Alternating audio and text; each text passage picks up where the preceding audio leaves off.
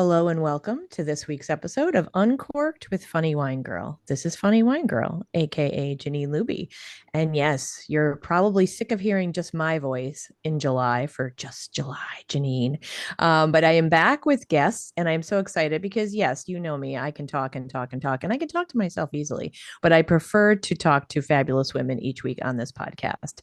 And as I do say, for folks who listen on a regular basis, you know that I open up the show by talking about how I know my guests. And why I think that's important is just I don't know. I just think to be better humans and lead more enriched lives, it's good to be open. It's good to be curious, and it's good to connect with people. We get more things done when we work together, and we can help one another. So I always like to say how I know the person, how we met, if I knew them, or if someone else introduced me. So for this week, Theresa is someone that I knew a while back when we were both in the arts, performing arts here in Scranton, and I think how I really got to know Theresa was at a place called the Vintage. And oh my God, my brain just froze there. And she can correct me about, but she and Connor O'Brien had this place. Connor is still very active in the arts here, does Scranton Fringe and a whole bunch of other things. But it was the Hotel German for folks who really know history. And it probably had different locations. But in my mind, I'm picturing shows. And I actually had the chance to do laughter yoga there. I did stand up comedy there. I did improv there. There was always something fantastic going on. So Theresa has always been a big supporter and an advocate and a doer of the arts here in Scranton. And so I knew Theresa from that way back when. I know she did leave the area, but we're so glad that she returned and came home. So welcome. And I should have asked you, Theresa, I didn't, your married name. I know you as Theresa O'Connor, right? So, Theresa, welcome. Yes, thank you. I'm still Theresa O'Connor. I didn't actually change my name.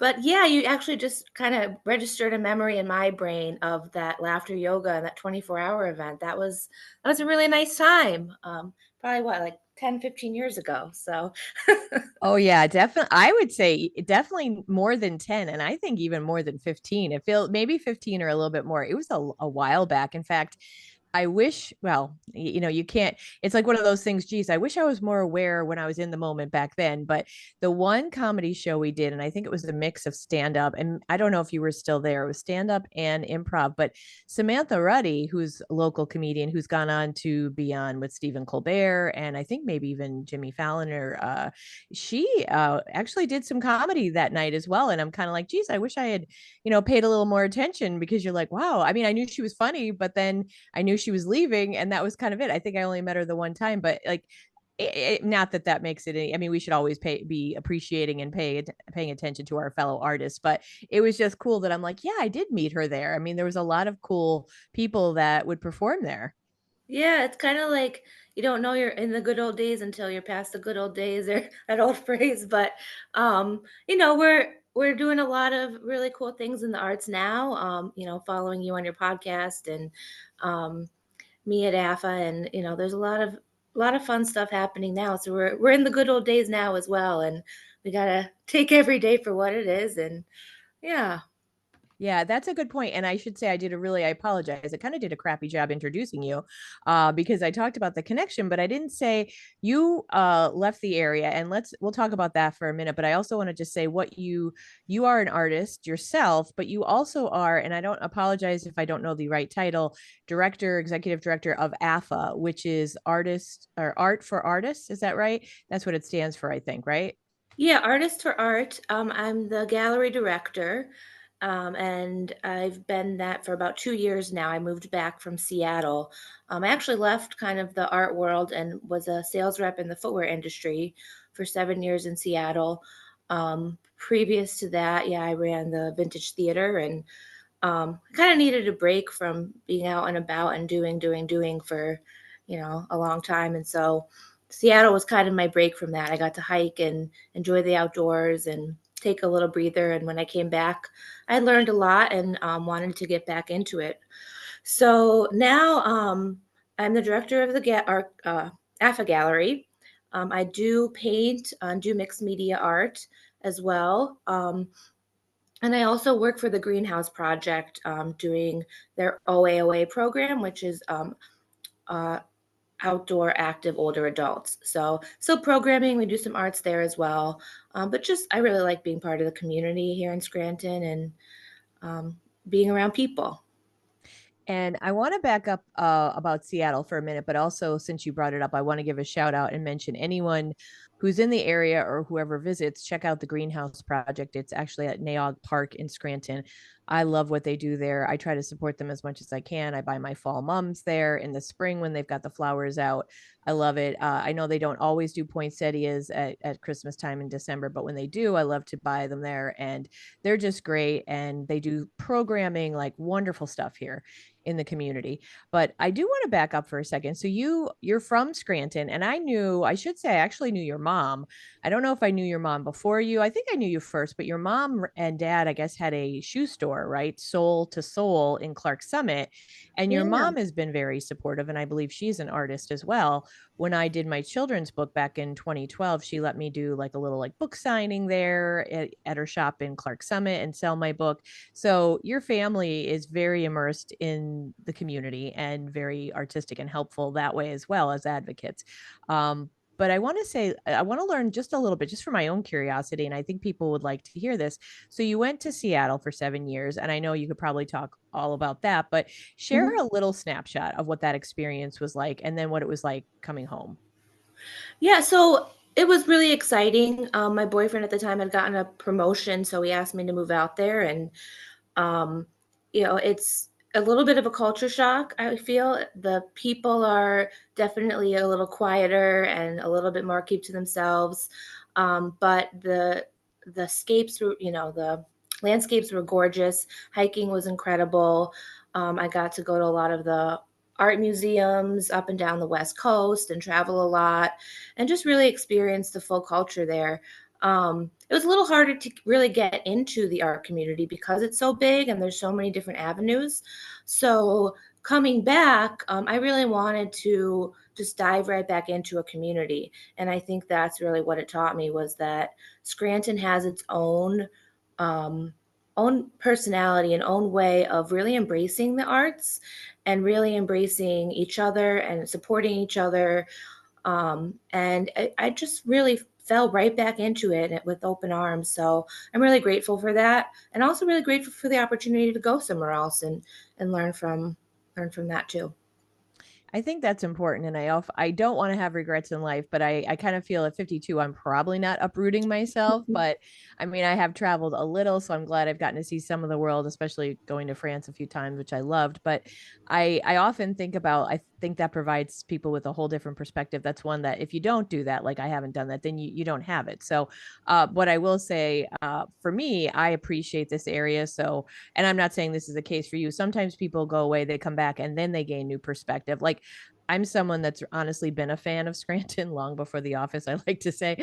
But I know it has its problems, but I've been an advocate for the region. But at the same time, I'm missing what it's like to live somewhere else. And that is a piece I'm sure that is it's helpful, I would think, in your life. Yeah, absolutely. It's helpful for that perspective. And I also think when I left Scranton, I had a little bit of a toxic relationship with Scranton where I felt like I loved it more than it loved me at the time. Uh, but um, Girl, I hear you there. so you need a break, right? I kind of took a break from Scranton, and it yeah, it reinvigorated me, and I'm so happy to be back. So. Yeah. Yeah. And you do make a good point there because I get that. Like, I well, it's Scranton and beyond, but like as an artist, and I know we could talk, I want to get to what we really want to focus on here, but Mhm. as an artist, it's a tough life. And I mean, I'm not saying I lead the full artist life because I also, I make my money doing communications and the laughter yoga is a small part of it. But like anything in the liberal arts or whatever, it can be challenging. We know because unfortunately, however we want to break it down, society like hasn't put the dollar value on it, and it can be very challenging. That I think too, we also tend to be somewhat of our own worst we get in our own way is what I want to say. Like, because we keep accepting freebie work or donating our services, then that's what's expected time and time again. So I think it can be challenging, to your point of the toxic relationship. Art is so personal, I think, and whether it is paintings or it is comedy or it's theater, it's personal. And if you're trying to do it and you want to get, the value and paid for it, it can be challenging. You can get taken advantage of. And I do feel, for myself speaking, I do love Scranton, but you're right. The point of, sometimes I feel like we have a very vibrant, thriving community, but there's also still, like, there's clickiness. There's, if you're a certain name, you'll get something. And there's also kind of sometimes you're overlooked, whereas someone could come in from New York next week and it's like, wow, they're better just because they've been, you know what I mean? So it has a lot of challenges, is what I want to say, but it can be hard to keep going. But I think, like, you taking that break, like you said, you came back re-energized, and I think that's great because you're helping to inject a different perspective and new energy into the city, the community, and into AFA. Yeah, I think that is a great transition because so much of what I've wanted to do at AFA and with my own work is art for all, really embracing inclusivity.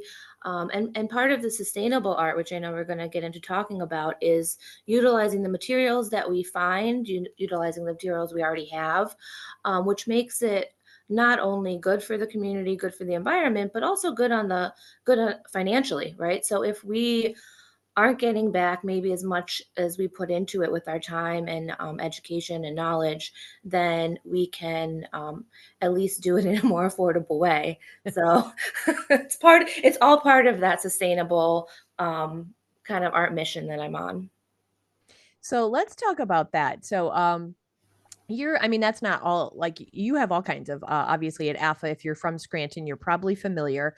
In fact, I was there the other night for the research. I'm actually going to have the person that was on, she's studying murals in Northeastern Pennsylvania, and I was part of that.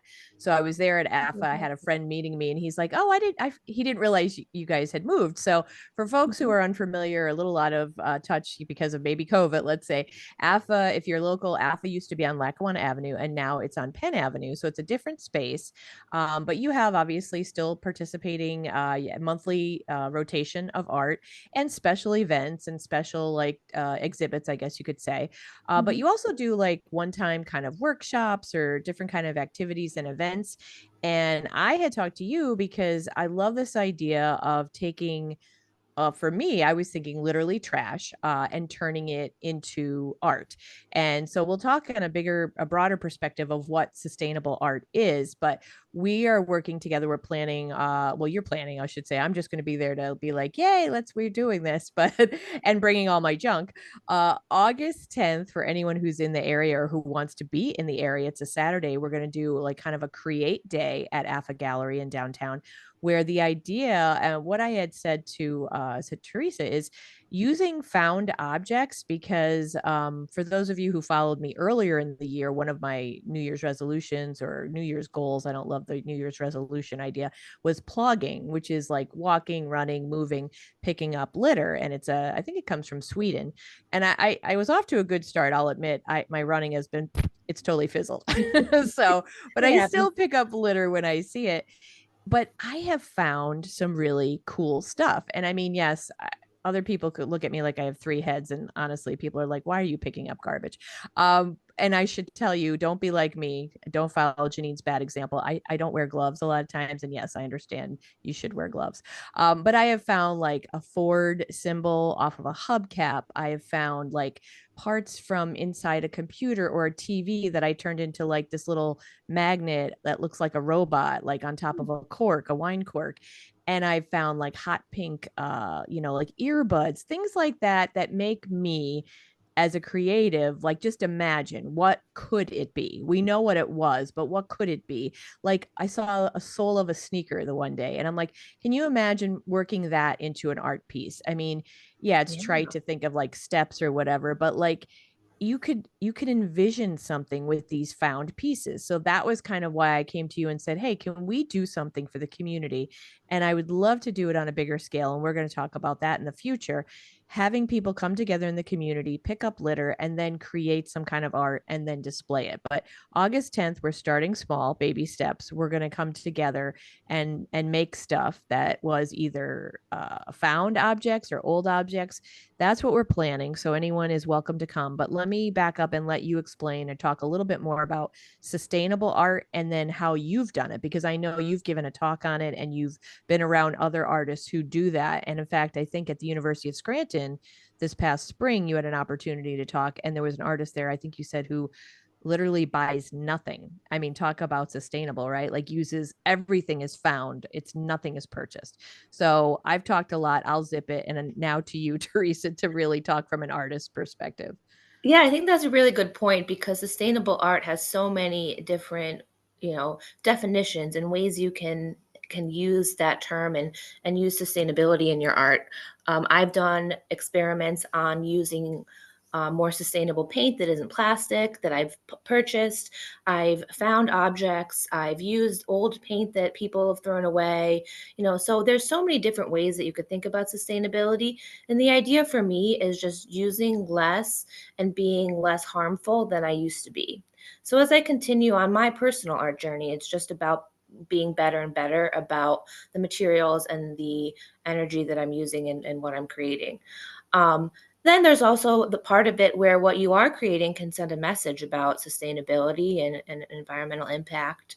But what we're talking about here for the event at AFA on August 10th, I actually got really excited last night. I was talking to my friend Heidi. We were at the AFA for another event, and she is a garbage picker. Plogging is maybe a better term for it, but I went up to her and I was like, "You're my garbage friend. Let's get this going." And I'm really excited about this event. So we walked around the AFA for less than 5 minutes, and we got so invigorated finding these little pieces. A lot of it was metal; it has like a little shine to it, and you kind of get attracted to it, or a piece of color that you just see. And we just got a little collection going. And then I also think about the garbage in my own home. So I have all these plastic bottles that can't even be really recycled properly. So I've cut them up and made them into flowers. And having this conversation, even with you, has given me all these new ideas of how to utilize garbage, trash, things you find on the street in a new way. Yeah, and it's I think and I don't talk about it like to toot my own horn because there's things I'm terrible at. Like I'm not great with math skills and different things like that. But when it comes to creativity, I feel like I feel like I'm blessed with that. And I love the idea. But I also think some people might be like, I'm not creative, but I think we all can be. But I think creativity is good because the way I see it, if you can envision what something can be, you can also problem solve differently, right? So you're not always thinking there's only one way to do something. So that's just a side note that I think is really key to learning, whether you learn improv or whether you learn some other art skill. It helps you to see what can be and really open your mind to possibilities. And that's what I love about this idea of like using like found objects. The one day when I was out for a run, I found a giant letter E that was like plastic. It probably fell off some sign, and I'm like, I love it. I mean, I'm like, Yeah. yeah, that's like maybe it's part of an eye test for a giant. I don't know. I mean, but it's like the things that we can do coming and the idea of coming together, I think is kind of important too. It's like I have all my stuff that I've got to get out of my house. So I'll be bringing it on August 10th. All this stuff that I've picked up and I have it saved, but it's just been sitting there. So I can't wait to come together with everyone on August 10th, whoever shows up, because it's also about community too. And I think Mhm. we learn from each other, would you say, and we get inspired and get ideas from one another. Absolutely. And that's kind of the point I made too, just getting together last night, thinking about our conversation from the other day as I'm walking, down the street. And one of the things that I found personally is when I'm creating, whether it's painting or cutting out plastic bottles, when I'm doing that with others, I look around and I'm like, oh, that's a cool color. Or I never thought of turning that way. So just little things that can really totally change your own perspective and bring out some more creativity. Yeah, definitely. And I think too, I'll add for myself, I've collected all this. And, a side note, for the past couple of years back, I started making things out of wine corks because, yes, I drink a lot of wine, although I've been given a lot of corks. Because if anyone saw my collection, they'd be like, holy cow, how many years is this? Just a year. No, but I've been given a lot of corks, and I started making earrings out of them, and like, Christmas ornaments and things like that. And, I was selling them at like farmers markets, whatever, but not a big market for that. A lot of people are like, that's cute, but they don't want to buy it. But that's fine. I'm not complaining. I'm just saying. So I've kind of stopped doing that, but I still have a ton of corks. I still have a ton of this stuff. So there's no shortage of ideas that I have or creativity, but there is Mhm. a lack for me of motivation. And so what I want to get to is not just the inspiration and ideas you get from other people, but for me, and I've talked about this on the podcast before, when it comes to exercise, I've done it a lot alone throughout most of my life, but I show up more for other people. So having a reason and having this event will give me like, okay, now you're going to spend some time creating and doing this. And I think even though it might seem, I know we love to say things are, should be organic, etc., sometimes you have to plan time for creativity. I think in this busy world, even if you kind of like force yourself, because I think back to a writing class in college when we do free writing, where it was like, it doesn't matter what you write, just write. Don't sit Yeah. there and think of the perfect word, just write so that you're in the habit of it. And I think that we can kind of do that with creativity and art. Like, let's schedule an hour or two where we're going to be creative. And so this will give me and hopefully other people this opportunity to go, okay, I'll go. And then you have that time that is focused and set aside for something like this, which is creative and fun. Yeah, I totally agree. And I've been wanting to do meetups at AFA just to kind of get people motivated and accountability and working towards that. And I think even this could be a catapult to that, right? Like we can meet up and plan for a bigger event, like you and I had talked about, to showcase some work that's created from found objects. So Yeah, and let's talk about that for a minute because I know you've done that, but there are other artists like Sam, and I don't say his name right, Kurchawa. I think I mess it up. Kuchwara, yes. Kuchwara. He's an artist here in Scranton. I love his work, and I've seen some of his pieces where he's had like caps, like plastic bottle caps in them, like paintbrushes and things. That there are a number of local artists who are already kind of using this idea and incorporating, found objects, excuse me, or things like that. Yeah, there was a group. So last night we did a journal workshop where it was really about being mindful and just letting out whatever emotions or feelings, but in art. And a lot of the group that I was with, I was noticing that. There's a woman named Mara Pika who uses found objects. Alison LaRusso uses found objects to paint onto, and they all do it in different ways, which is what I think is the really cool part of it is that we can all have the same idea of sustainability and even just as specific as found objects and do it in a totally different personal way. Yeah, yeah, I think that's great, and it's funny. You can't even probably imagine how many different ways you can use it. I know I found online on Facebook this group that I joined, not to post anything, but just to look, and I'm amazed, like jaw dropping, what people make with like found sea glass or Mm. seashells or rocks, and how they make them look like people, and I'm just in awe of that. Or other used things like coffee cans, and then like different pieces of metal and how that's just it's incredible what they make. And I just think it's so cool. And to me, it's funny how like of course I always want people to think like me, and I'm like kind of like grab their heads like come on. But how cool is it not only that you're seeing art, but that we're not just throwing stuff away. Like it breaks my heart when I think of how much we just keep adding to landfills, and I'm thinking, well, don't put it in the landfill if we can at least do something with it that has value, give it more life, which I think we can if we just think for a minute. Yeah, it's so cliche to say, but we can literally turn trash into treasure, right? With through art and make something not only that you would have thrown in the garbage, but make it beautiful. And I think that's what really motivates me to continue down this path. So And for you personally, what is your like as you continue, what do you have a new goal, or you just want to you like what is your path right now as far as your artwork and what you're doing? my artwork is very intuitive, and so I kind of work on 20 pieces at once, and I kind of will bounce back and forth, whatever is kind of inspiring me at the time. But right now, I'm really focused on tactile. And so, like, putting 3D things and molding and using my hands to really feel out what I'm working with. Oh, that sounds very cool.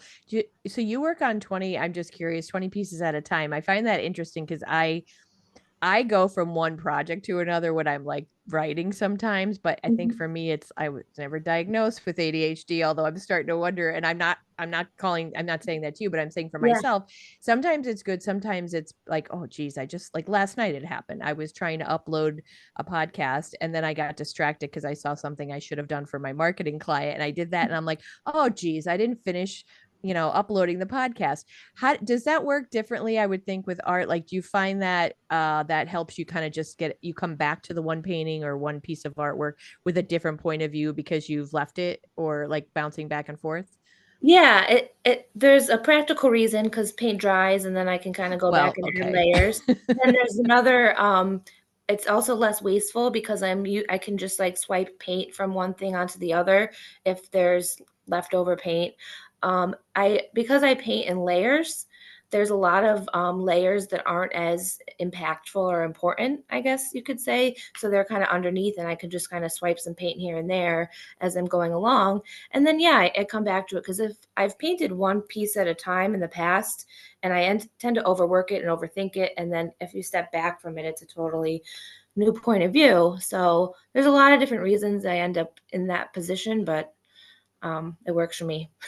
That makes sense. That sounds, and I apologize. I wasn't trying to criticize your No, style. no. I was just curious about that. Yeah, no, that makes that's absolute sense. And it's Yeah. interesting too, just like how the art is different from every artist. I'm sure the process is likely varies from artist to artist too. I'm sure you found that as you talk to different artists as well. Yeah, and I've been so influenced. I'm actually diagnosed OCD, so I feel like so many conversations these days lead to mental health, and so much of my art is about my own form of therapy. And I studied interior design, so my work used to be very calculated, very design pattern, organized and clean. And as I've worked through and been inspired by other friends and gotten advice on my artwork, is to just let go. And that's another thing with these 20 paintings. I can't really be calculated. So I'm just kind of moving and paint's going everywhere. And it's such a cathartic experience. So it's really helped me personally through that. And I also like what I come up with, what comes out at the end so much more because there's so much more emotion into it. Yeah. Yeah. And I'm sure, again, another day, I've had many conversations on this podcast with different people about mental health. And I think art is can be so valuable for that. I mean, expressing yourself. And, Gab Bonesso is someone I've had on many times, and she uses, performing arts, she does comedy. And whether it's painting or comedy, I think it's great for someone to find that because it sounds so much more fun it just sounds like it would be cathartic. You know what I mean? The Yeah. way that Yeah. you're doing it, it would feel that would be wonderful. And I like too what you mentioned with last night's the journal, like expressing emotions using art to express. I think that can be great. It's funny, a lot of times people say, "Oh, I'm not an artist," but I think any form of creativity is can be considered art. I've been doing, and we've talked about this, these doodles, and for me, they're kind of cathartic. And I can't draw, I mean, they're almost like childlike, but I'm having fun with them, and I'm expressing like now that I'm doing doodle of the day, it's kind of like what stood out for me that day. And sometimes it's emotion. The one day it was just this person with hair that went out to here like every direction, and the word anxiety was in her hair because that's how I was feeling that day. But uh Yeah. I just think that expressing ourselves is so important, and that could be something that I think we've gotten away from. You know what I mean? People, when they hear the word therapy, like certain people, like they might be afraid of it or whatever. It's like, just express yourself because, well, I love nature therapy personally, and I am sure you do too with the hiking, but I found, to me, to spend time in a kayak and just watch birds is one of the most, oh, it sets my soul just so calm. Like it's my perfect place. But there's so many outlets, and I just think art is certainly one that people can use to feel better and to express themselves. Yeah, and I think this all kind of circles back. We're talking about mental health, we're talking about nature, we're talking about art, and we're talking about sustainability. So it really comes back to, preserving nature through art, which also happens to be cathartic. And so it's all interconnected, and um, it just makes sense as a human to experience all of it. Yeah. Yeah. Along the lines of nature and sustainability, I saw one of those pages on Facebook. It was about using, or maybe someone shared it, confetti instead of like putting confetti, like people put in cards and things, use Mhm. leaves and like punch holes in Oh leaves. There was yeah, like a heart shape. And I was like, oh, that's a cool idea. Or even, people make things out of pine cones. And I mean, there's so many ways that we can use resources without, and to your point earlier, without having to buy, without having to bring more, put more garbage out into the universe. There's so many different ways that we can be sustainable, and I'll bet you there are people out there who are being that way, who may not even realize it or don't frame it that way, right? I mean, absolutely. people who learn to, budget properly, like, and really watch their money, are probably already doing things that are being very helpful to the environment, whether it's for that reason or not. Yeah, absolutely. Like I said at the very beginning, sustainability it's not really defined. It's up to the individual and just being, I just think of it as being less harmful than you were before and continuing on that path. Yeah. And that's a great way to put it. Yeah. So August 10th, Saturday, we're going to be at AFA Gallery in Scranton, downtown Scranton on Penn Avenue. So if you know where the Scranton Times building is, which has that giant tower on top, just keep going down a little bit more and it's on the right-hand side. And what is it 10 or 11? I think we're starting. What time is it, the event? 11 to 3. And the address is 101 Penn Avenue if you want to type it into the GPS. It's across from the movie theater. Yeah, yeah. There's a lot of landmarks. Yeah, if you go, you can't keep going straight because you'll run right into the the marketplace at Steamtown, and then you've got the coffee on the corner there, Commonwealth. So there's a lot of landmarks for you. But I will put the address in the show notes of the podcast.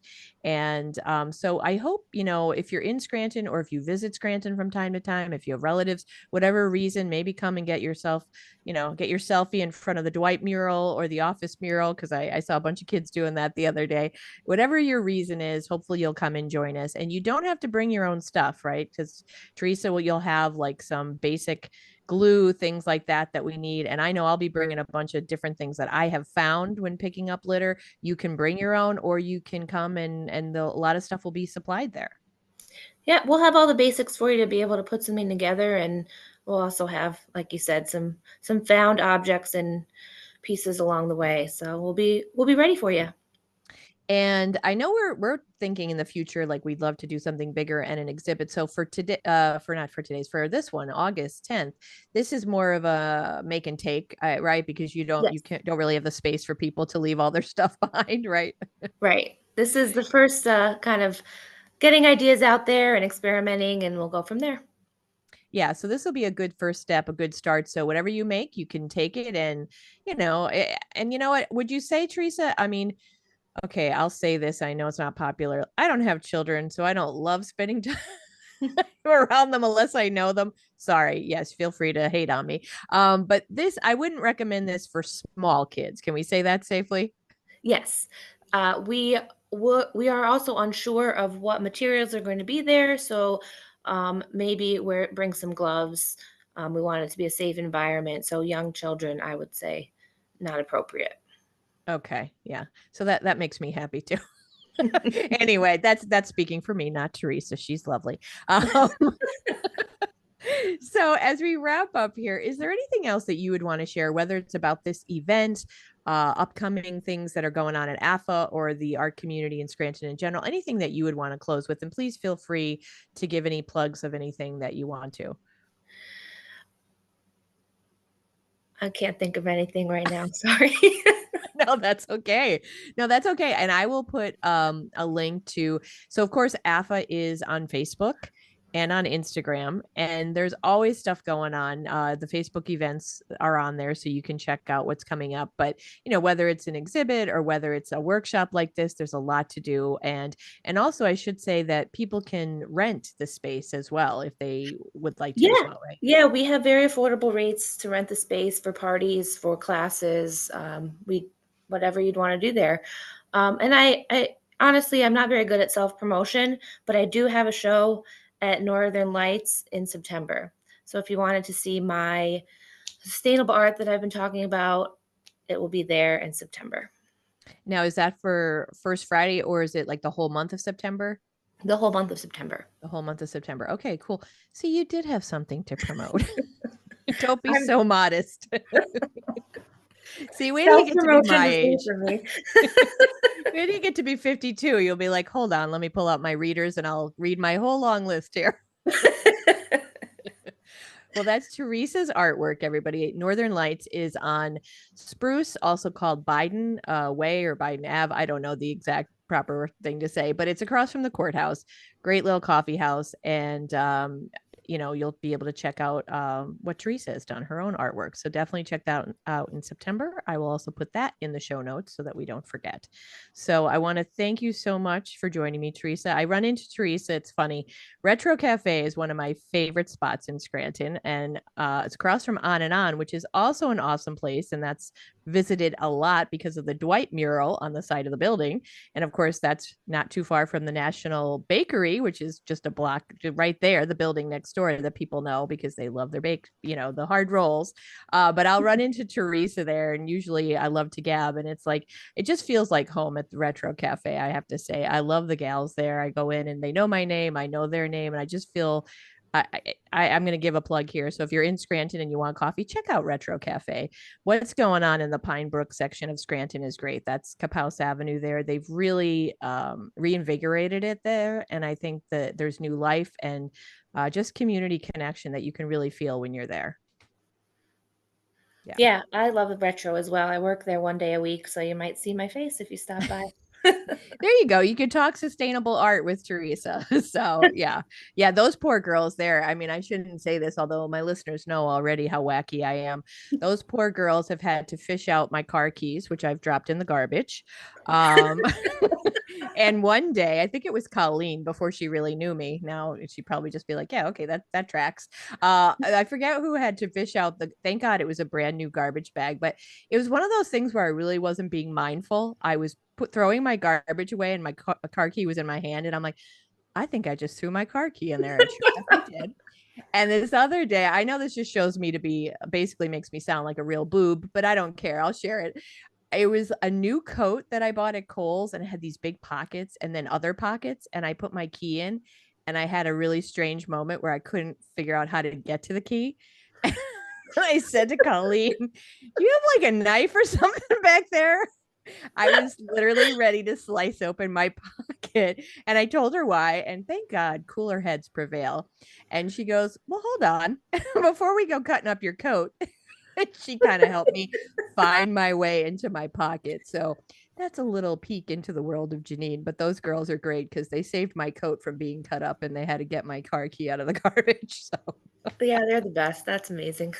they are for sure. Well, thank you again, Theresa. I really do Thank you. appreciate you. Yeah, this was Appreciate really your fun. time. I'm sorry. I don't know when to shut up sometimes. But again, I appreciate your time. It's always a pleasure to run into you and talk art. I love what you're doing, but seriously, you are an asset to the community, and I'm glad you returned. Thank you so much for having me. It's always a pleasure to talk with you and see your point of view too. Thank you. Well, I want to thank my listeners. As I like to mention, if you are interested maybe in supporting this content, us little folks could use the help. So even if you want to make a one-time donation or be a podcast sponsor, you might think, I don't have the money for that. You'd be surprised. It's affordable. So reach out to me. And if you're thinking, well, what's the listenership? It's primarily female. That's just the facts, right? The data is it's primarily female, 35 to 60. If that tracks with your target audience, maybe just reach out and see, we'll talk about that. I'm excited for the several weeks ahead. I've got some really great guests, as always. Every week is a great guest. I'm, always excited to share their stories. We're going to have a businesswoman who is international. She has great experience. Going to have a really very smart young woman who chose to skip going to college, and she has a podcast called Decision Day Podcast, and she likes to help really kind of help prepare and give people, young people, information so that they can decide what to do after high school. She's coming up too, Leanne, or Leah, excuse me. She was great, great conversations. I know you'll enjoy. And so I just appreciate you. Check out the show notes for all of the information and the links that we talked about today, like AFA Gallery. And I guess that's it. As I always like to say, I appreciate you from the bottom of my heart and the bottom of my wine glass.